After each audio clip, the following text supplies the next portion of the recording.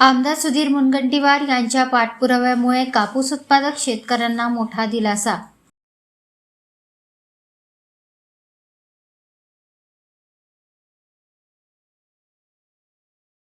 आमदार सुधीर मुनगंटीवार यांच्या पाठपुराव्यामुळे चंद्रपूर व यवतमाळसह एकूणच कापूस उत्पादक शेतकऱ्यांना मोठा दिलासा मिळाला आहे।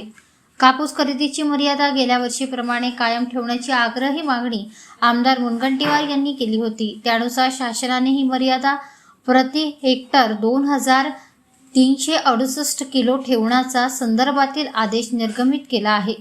या आमदार मुनगंटीवार यांच्या प्रयत्नानंतर हे परिपत्रक काढण्यात आले आहे। त्यामुळे कापूस उत्पादक शेतकऱ्यांनी आमदार मुनगंटीवार यांचे आभार मानले आहेत।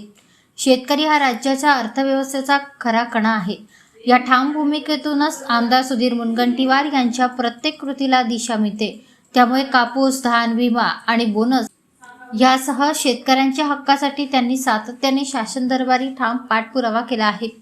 शेतकऱ्यांच्या घामाला न्याय मिळावा हीच आमदार मुनगंटीवार यांची खरी तळमळ आहे। CCIने ठरवलेली मर्यादा अत्यंत कमी असल्याने शेतकऱ्यांचे मोठे नुकसान होण्याची शक्यता आहे।